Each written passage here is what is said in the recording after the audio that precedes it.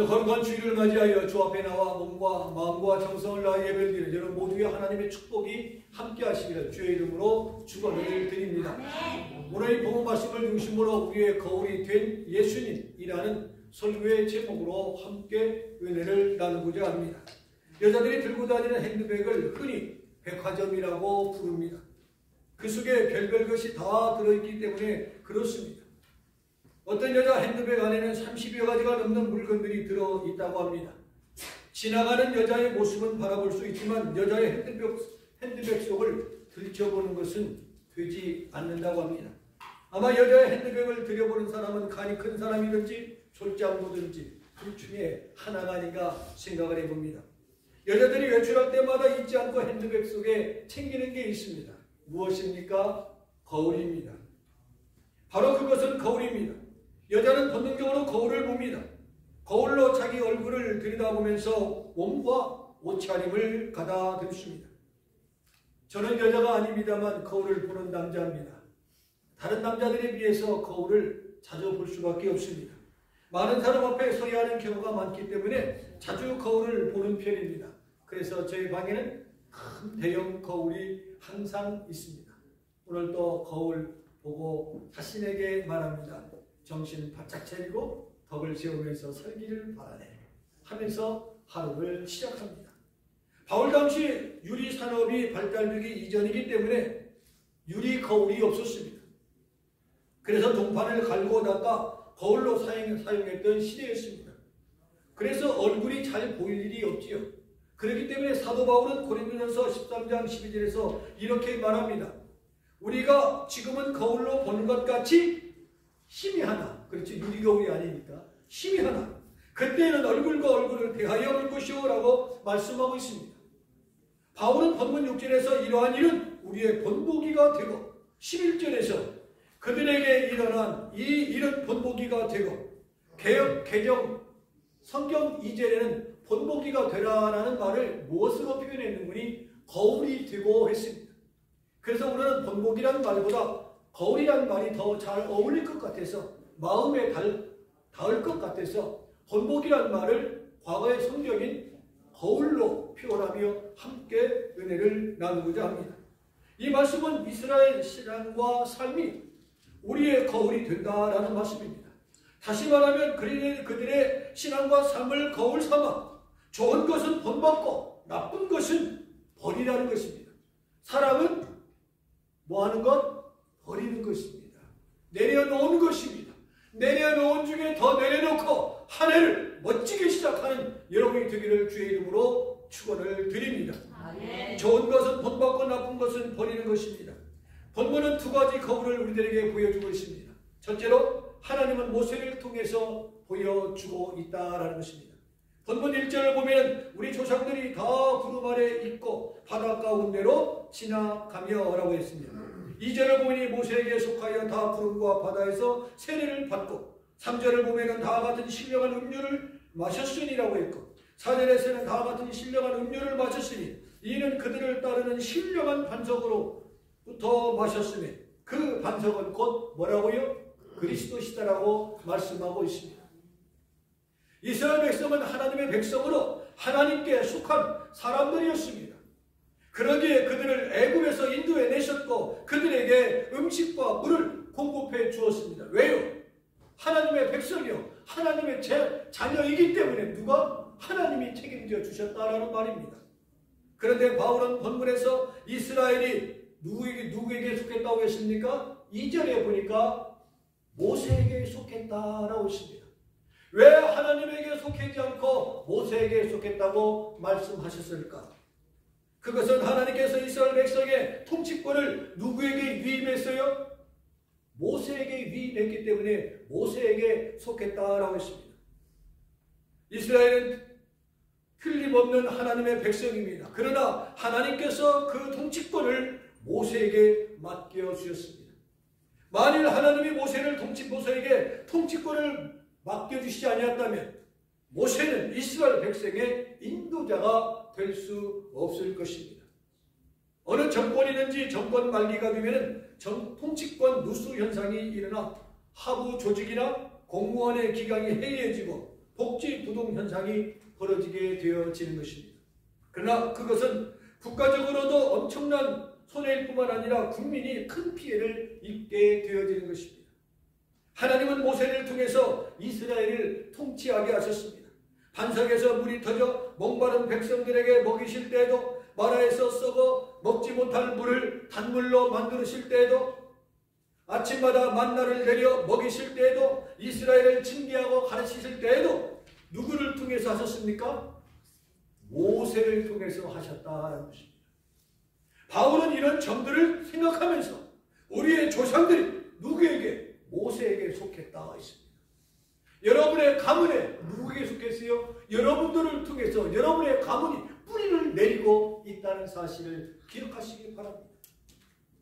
여러분은 대한민국에서 미국으로 불러온 가문의 시작입니다. 여러분을 통해서 여러분의 가문이 미주 땅에 뿌리를 내리는 것입니다.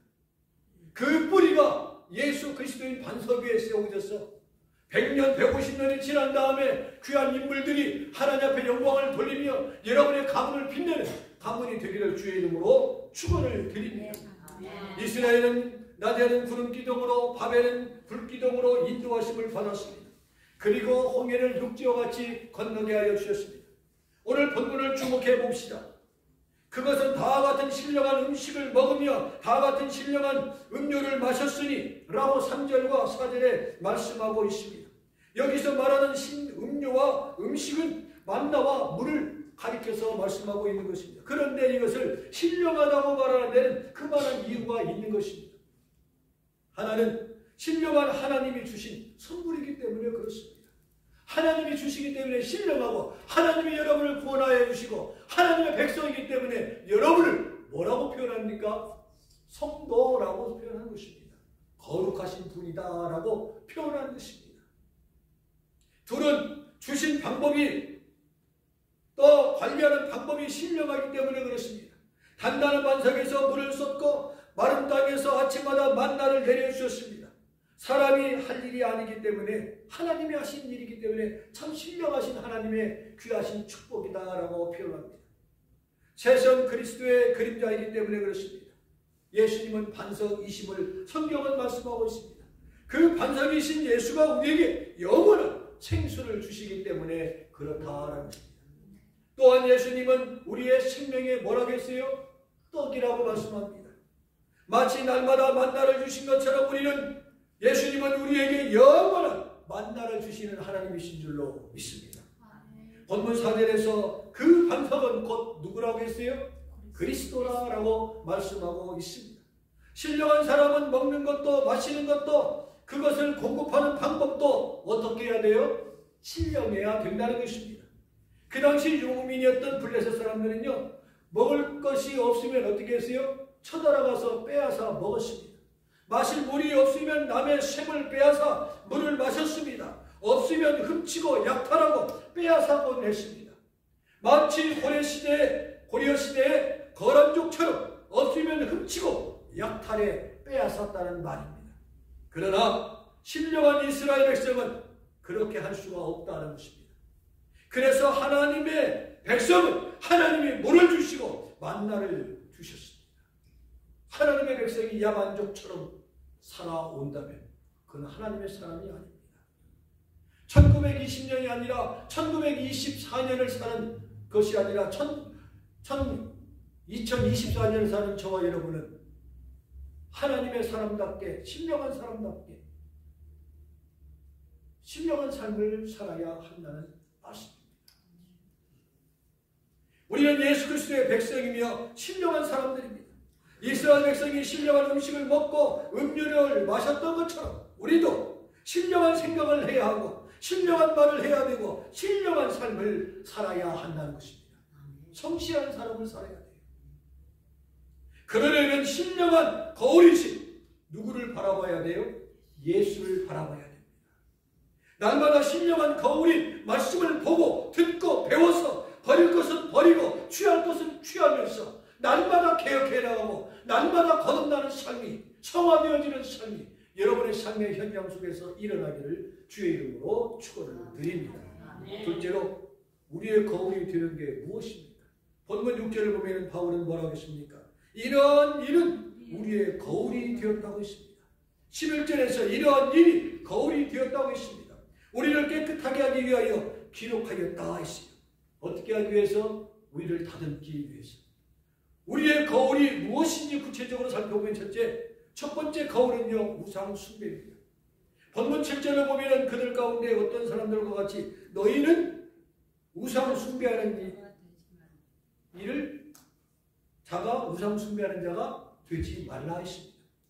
그리고 8절에서는 그들 중에 어떤 사람들이 음행하다가 하루에 23,000명이 죽었나니 우리는 그들과 같이 음행하지 말라라고 했습니다. 우상 숭배는요, 하나님이 아닌 다른 신으로 섬기는 것을 우상 숭배라고 합니다. 성경은 우상 숭배를 바람난 여인의 행위로 비유했습니다.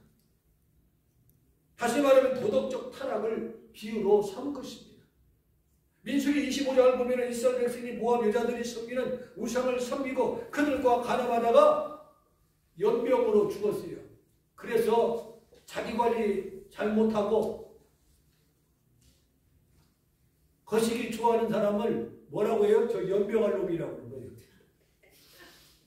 제 말 틀렸어요? 연병으로 죽었다고 했잖아요. 몇 명이요? 23,000명이. 그 소리 안 들으려면 정말 자기 관리 잘해야 돼요.